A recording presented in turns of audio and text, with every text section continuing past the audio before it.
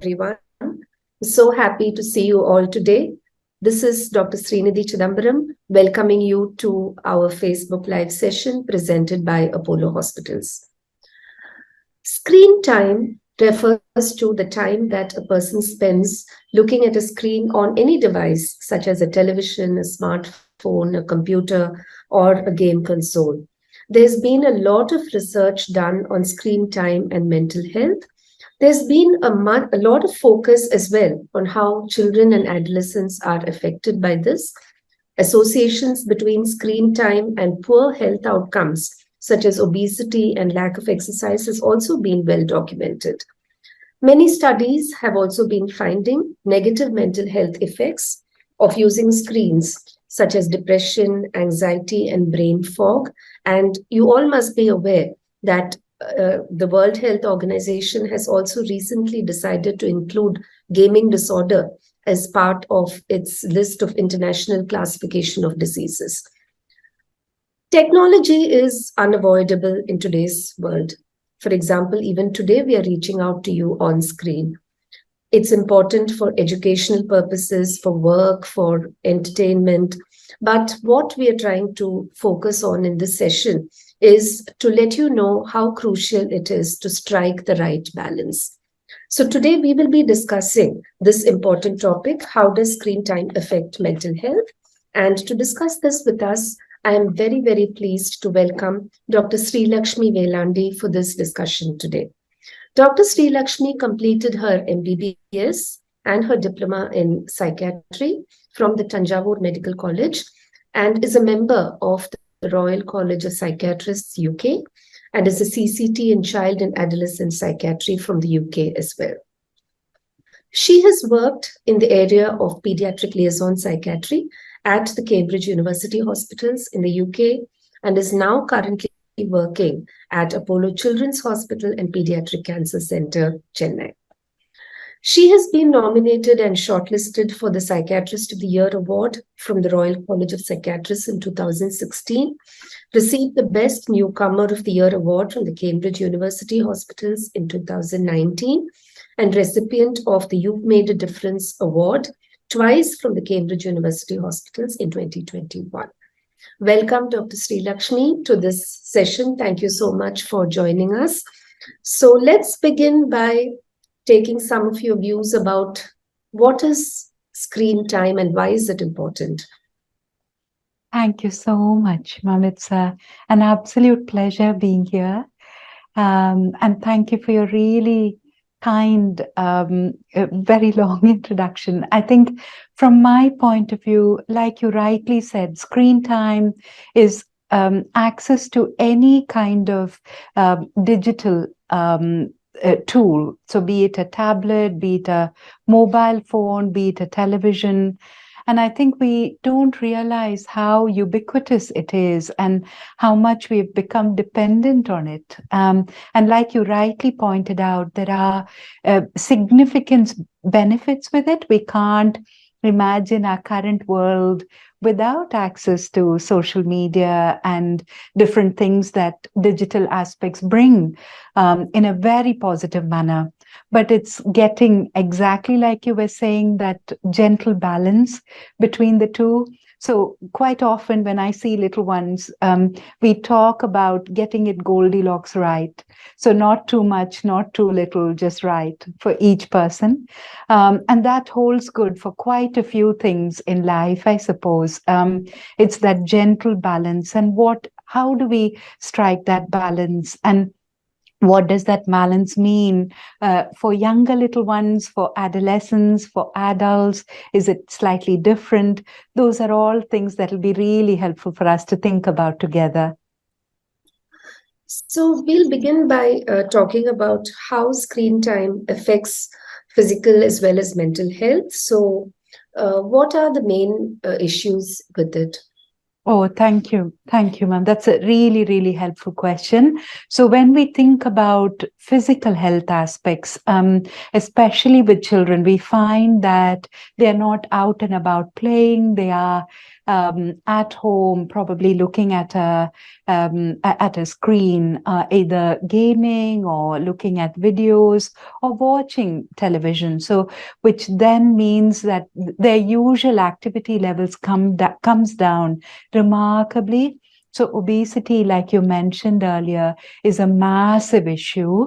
And I think the consequences of that, so quite often children end up with significant musculoskeletal problems, issues with their heart, issues with their lipid profile very young in life, issues with their sugars. So this then has incredible consequences on other aspects of their life. We've had children recently where they've presented with significantly high blood pressure at a very young age. And these are consequences that are wonderfully avoidable. You know, there are certain aspects in terms of genetics that we can't influence to that extent as yet with medicine, but that's something that people have been wonderfully working on as well. But there are environmental factors that we can remarkably influence, and the time that is spent on the screen is one of those. So that's with regard to the physical health aspects. With regard to emotional well-being or psychological well-being, like you rightly mentioned, ma'am, there's an incredible amount of research that's being done on it recently. So previously, what is fascinating is the Royal College of Pediatrics in the UK conducted conducted a survey, and they found it was a meta-analysis of all the studies that were done at that point in time. And they found that there was not a significant impact on children's psychological well-being, their development, based on the amount of time that they spent on the screen, which was really interesting. I wouldn't have expected that. But fascinatingly, a subsequent study has been done in 2016, and this has been done in the USA. It's a collaborative study, and University of Georgia and San Diego had jointly thought about this. And the impression that I'm getting is that there were around 40,000 children between the ages of 2 and 17. That's quite a significant age range. And they try to think about the impact on children's psychological well-being in particular, which is absolutely wonderful. And what they found is, especially among adolescents, those children who had, or those adolescents who had more screen time, which was greater than 7 hours a day, they were twice as likely to end up with depression, twice as likely to end up with anxiety disorders. They were twice as likely to have had medication for either emotional or behavioral difficulties, or had access to a clinician from a psychological perspective. So this is absolutely fascinating from my point of view. And what is also interesting is that those children who had exposure to more than 4 hours per day of screen time, that is considered to be moderate, and even that was found to be associated with significant levels of psychological difficulties. And with younger children, the issues predominantly end up being around social interaction, development of language. So we are not, our brain, as everybody probably is aware, through childhood, our brain is so dynamic. It goes through such a lot of incredible changes. And early childhood is a time of what we call pruning. So a lot of nerve cells, dendrites form connections, form pathways. This is absolutely fantastic and fascinating. And the more exposure children have to social interaction, because social interaction is a lot more than one-sided aspects. So this is more reciprocal. Looking at another person's facial expression, how do I respond to this? How do I understand that? How do I make sense of that? And when the child is playing with other children, then they also have an incredible opportunity to understand how do I deal with conflict? How do I deal with controversies? How do I understand different perspectives and give and express my views in a way that it doesn't hurt another person? So there may be fallouts, but children learn to work through that. Whereas when they are using screens, quite often my concern as well is the kind of things that they are exposed to. Quite often they have exposure to quite adult content, and it's not been supervised. Parents are not aware of what they are watching, what they have access to. That's a massive safety risk, which I'm sure we discuss perhaps subsequently. But these are incredible difficulties, and we've had quite a few children who have come in recently over even the last few days. Young little ones who are around 2-3 years of age, who have been exposed to screen time throughout. They don't know anything else. That becomes the norm for them. And they've come in with significant issues with speech delay, delay in social skills or social communication aspects. They don't know how to interact with another person. Eye contact becomes really challenging when they have gone to play school or perhaps a nursery. They don't know how to be around other children. That becomes really tricky. So this almost becomes very similar to environmental deprivation, as we would call it. That's quite a strong word to use, but it is almost akin to neglect. So we have some families, because of socioeconomic issues, where there is a significant level of neglect that goes on. This is similar to that, because the interaction with an adult is what nurtures a child, is what helps children to grow and develop normally. And if that is not there, then that becomes a significant issue. Right. So you were talking about how screen time affects behavior. So you were mentioning about young children and how they were socially not able to interact adequately. What kind of effects does it have on the older child? How does it impact behavior? Absolutely, absolutely, ma'am. So, like we were discussing, definitely with older children and adolescents, we look at depression, anxiety, behavior difficulties, challenging behavior. So, what tends to happen is, for example, if they are playing video games, and again, this is something that is a real bugbear of mine. It's not even age appropriate sometimes, and they have access to quite violent things that they are witnessing for quite long periods of time. And what is fascinating is that science has showed us, that research has shown us that there are brain level changes that tend to happen when children are exposed to quite violent things online. So some of these games that they are playing, that is a massive concern. And it's trying to look at, so this then ends up with them resolving conflict or resolving things that they are not comfortable with in a violent or aggressive manner. So they are not learning other aspects of de-escalation, conflict resolution. How do I make sense of the world around me? That becomes very different in them. So adolescents find it really hard to resolve issues. So if they want something, they want it now. So it is an atypical understanding of the world that they end up with. So if I don't like something, that needs to end now. So when there are shooting games that they are playing, then they feel that if there is something or someone who's disagreeing with me, then they need not to be around. So their understanding of how to understand and accept another perspective becomes quite limited. So challenging behavior is a consequence of that, rather than them being difficult to manage.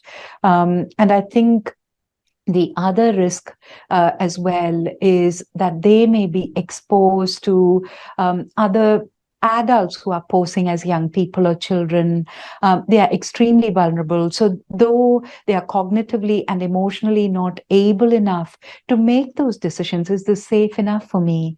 Am I able to understand what's going on around me?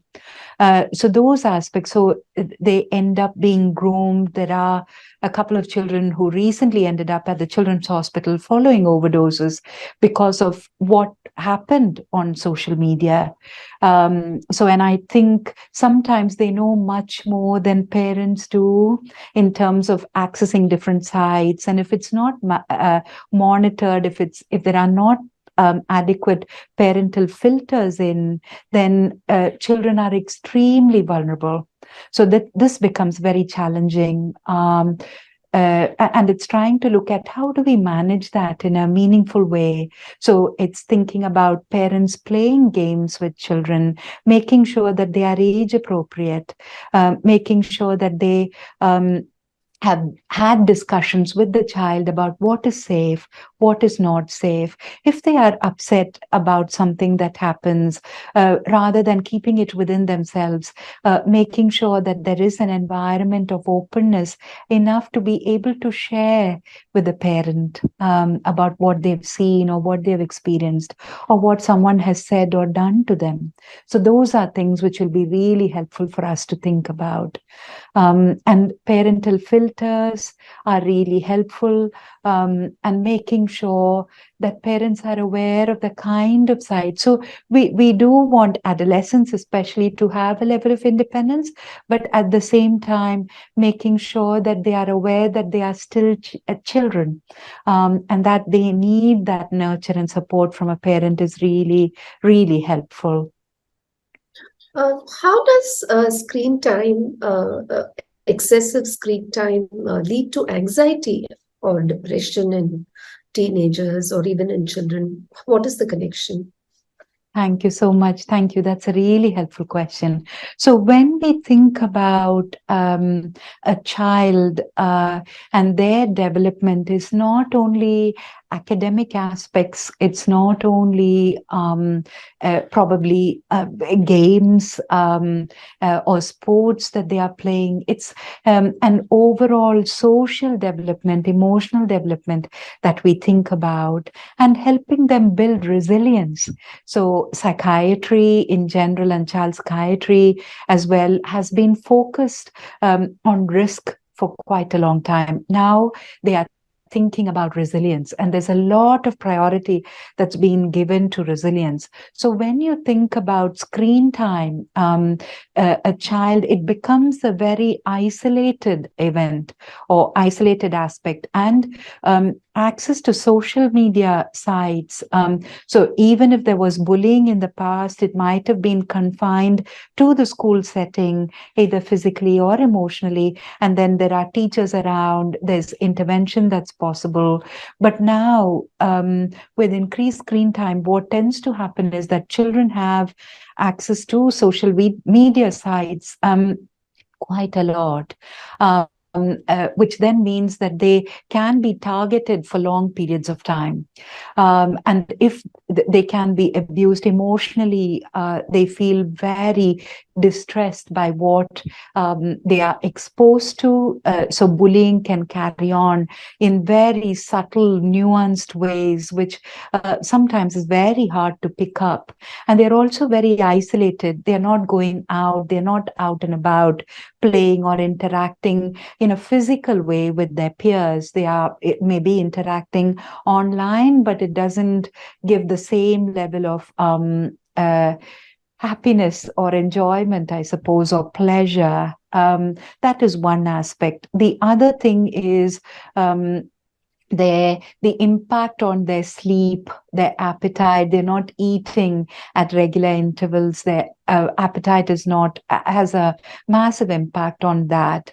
And if their sleep is disturbed, it also means that has a massive impact on their emotional well-being. So we also find that their concentration is not as adequate as you would like it to be. So quite often we notice a substantial difference if children are spending more than 4-7 hours a day on screen. Then we find that their ability to focus and concentrate in a school setting is very different. So academically, they are not doing as well as they used to be able to previously. And that has that has an impact on their sense of self, their self-confidence. And if they are not adequately sleeping, we know that if we don't have a good night's rest, we know that the next day we are not at our best performing. So which then means lack of sleep, we know, is very closely associated with anxiety, with depression. Um, Isolation as well contributes to that. And they also are so used to being on their own in their room, focusing on perhaps their screen, that they get very anxious about going out, about being around other people, noise, the number of people around them. They become very sensitized. So this then leads to social anxiety or social phobia. They start worrying about things quite a bit. And what we also find is because they don't have anything particular to focus on, they also tend to ruminate. And what I mean when I say that is the term that children use and adolescents use is overthink. They call it overthinking. They say, oh, I tend to overthink things, which is absolutely right, because the brain is tending to focus on different aspects that happen during the day when they don't have that interaction with others as much. Right. You were also mentioning about the insomnia that excessive screen time can cause, not only in children but even in adults. So, is that scientifically correct that it does affect the sleep? Wonderfully, wonderfully, ma'am. So when we think about how does looking at a screen influence our sleep, so this is something that everybody is probably aware. In order for us to sleep, there's a particular hormone called melatonin that's produced by a gland in our brain. And that only gets released when there is it gets a bit darker, when it's nighttime. And that's because of a particular pathway which gets triggered. So that's called the retinohypothalamic tract. So it's from the back of the eye. There is a pathway that leads to the pituitary gland. And the hypothalamus. So the hypothalamus is where we have the melatonin being secreted. So what we find is that when it's dark, when it's time to go to bed, our circadian rhythm is very attuned to the amounts of melatonin that are released in the brain. So if it continues to be bright, what tends to happen is that the eyes are not telling the brain that it's time to sleep. So which then means that the amount of melatonin that is produced is not enough for our body and brain to shut down and for us to sleep. So which then means that the sensitivity of the melatonin receptors changes, the amount of melatonin that is produced is less. So there is scientific evidence that it causes insomnia. And we also say this, that's why we say, please don't sleep with lights on in the room. So that, if it's too bright, the eyes don't convey messages to the brain to say that it's getting darker. And similarly, when we are looking at a screen, and this is the same for adults as well as children and young people, like you rightly said. So if we are looking at the screen well into the night, then it becomes really hard for the melatonin to be released. So people say, oh, I can't sleep, I can't shut off. So what then happens is that cycle gets perpetuated, and our circadian rhythm, there's an imbalance that sets in, which then triggers anxiety and depression as well. So the neurochemical changes which trigger anxiety and depression are triggered off by insomnia. Right. So, what would be, are there any norms of, the number of hours that a child or a teenager should be exposed to? Is there any study done which says that this should be the maximum time, number of hours per day they have? Thank you, ma'am. That's a really helpful question again. So, This is a bit tricky. There are guidelines. So the Royal College of Pediatrics, the Royal College of Psychiatry, with child psychiatry, the Faculty of Child Psychiatry, they've tried to work this out to a certain extent. And I think in America, they are trying to do the same as well. The American Pediatric Association is trying to do the same, I understand. So, what they've suggested is that for children younger than 18 months, it helps for them not to have screen time, because then we are or parents are in control, or adults around them are in control to a certain extent. So it's trying to think about, even if it is music that's being played, it could be music rather than children. So because it's quite bright and there is a lot going on, children are attracted to that, and it becomes almost a dependence on it. So that is something that is suggested. But for young little ones, an hour a day is what is suggested. Again, these are guidelines, or it's a guidance, rather than saying, yes, this is all that has to be done. But I think there's enough research now, especially with that study we were talking about earlier, where there are 40,000 children between the ages of 2 and 17 who were followed up. They are planning to do a longer term study with that as well, which will be really interesting and fascinating to think about. So even 4 hours a day for adolescents is considered to have significant impact on the psychological well-being. So I would say that guidance or guidelines at the moment is suggesting for younger children around an hour a day, and for adolescents definitely anything less than a couple of hours a day would be helpful. That's the overall consensus view at the moment. And now we come to the most important part of our discussion. What are the measures that one must take to help children to cut down on screen time? This is, I think, the most challenging for all parents. So what would be your advice? What would be your tips for ensuring this? That's such a absolutely, ma'am. It is a challenge. It is a challenge. And yes, there are definitely options, and there are definitely aspects that we can think about. So if children have not got into it as yet, so it's almost starting as we would like to go along. That'll be the best, because that is what is typical for them. That becomes the norm for them. So that makes it slightly more easier. But if there are little ones who have become dependent on it, or who are used to more screen time, then it's trying to look at, how do we manage that? How do we balance that?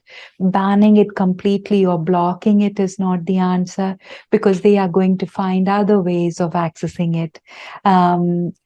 So it's then trying to look at, so there are different strategies for the younger age group and different strategies for the adolescents. So if we think about the younger age group first, because they may not have the cognitive or the emotional ability to understand why mom or dad or even a teacher is telling them not to have access to this amount of time on screen, online.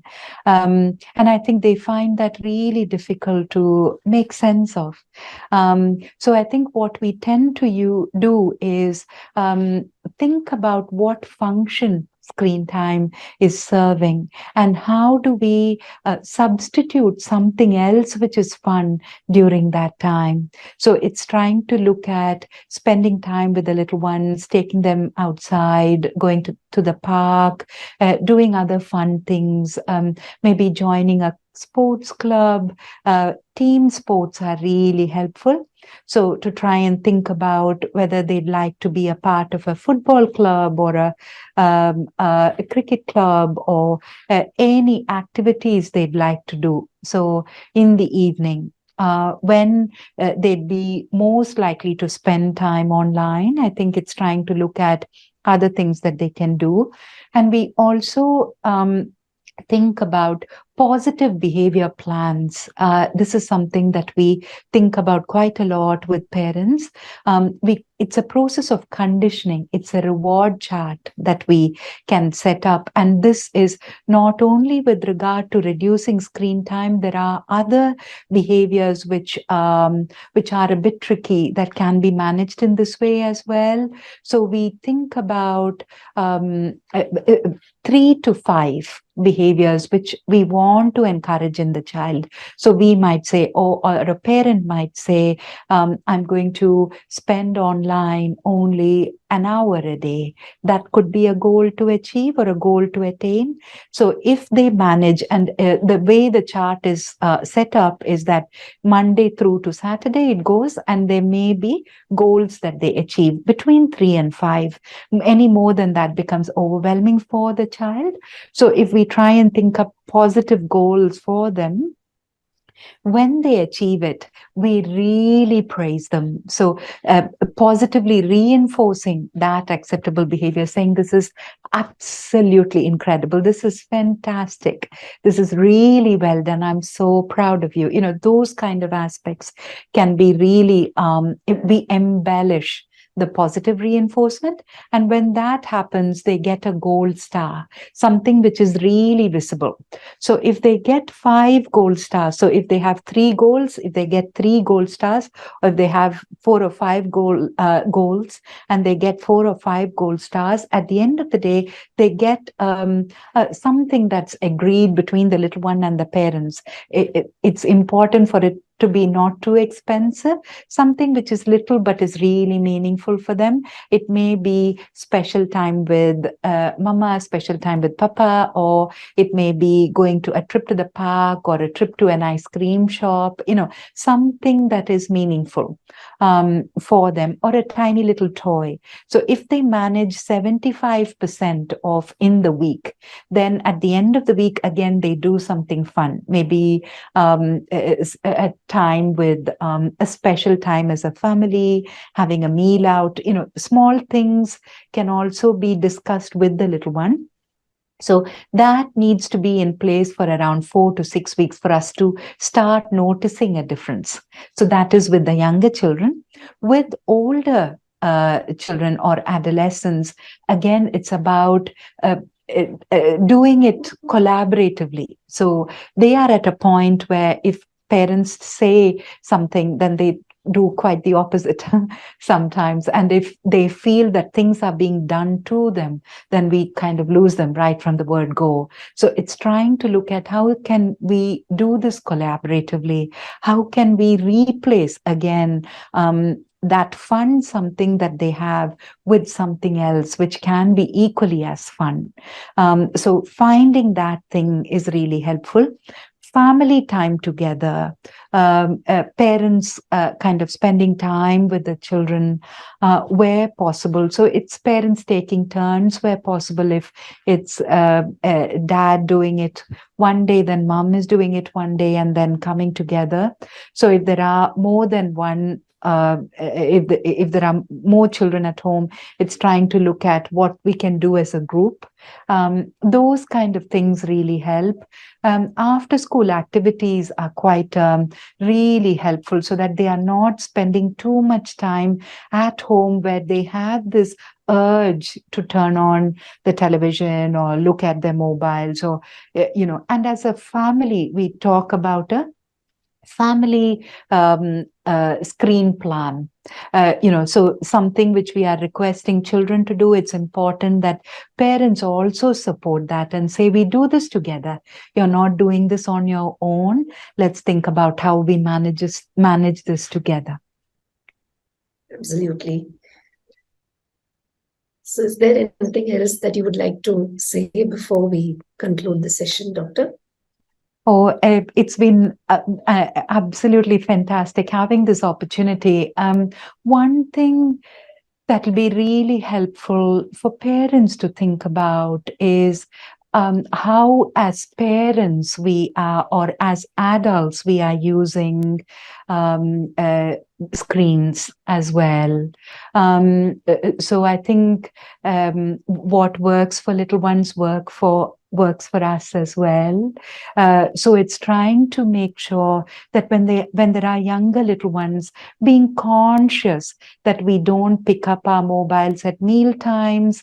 We are saying if we are talking to a little one, then we don't pick up a call. And even if it is an urgent one, we say, I'll get right back to you. I'm just finishing off this conversation. So what we are trying to do there is telling a little one how important they are, telling a young person how important they are. So we are not prioritizing something else over them. So those kind of things really help. And thinking about how we really look at a child. And this is something that's really key.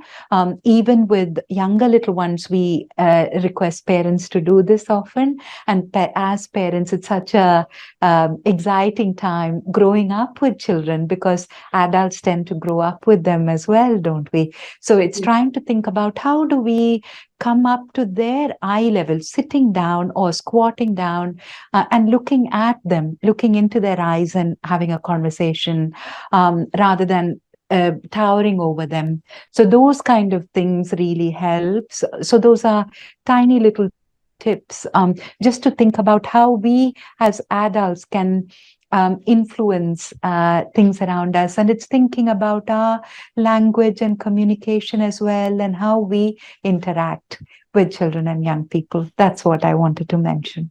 Thank you. Absolutely. Thank you so much, Dr. Srilakshmi, for this wonderful discussion. And dear viewers, I do hope that you enjoyed it. Do reach out to us for any further queries, and we are present in all our digital channels to respond to any assistance that you need. And of course, you can always contact and walk into any of our hospitals for your consultations. Reducing screen time frees up more time to connect with family and friends, and feeling connections with others can really help you ward off symptoms of stress, loneliness, depression, and anxiety. We often miss out on what is fun and beautiful around us because we are looking at our screens. And while there is no doubt that technology is a great tool, it is important to also understand that too much of it can hinder our wellness and make us feel really disconnected from our surroundings and from those around us. So let's all resolve to take a break from devices, be more active, be more interactive with our loved ones, and enjoy the time with them. Why not give that a try? Thank you. See you all soon. Namaste.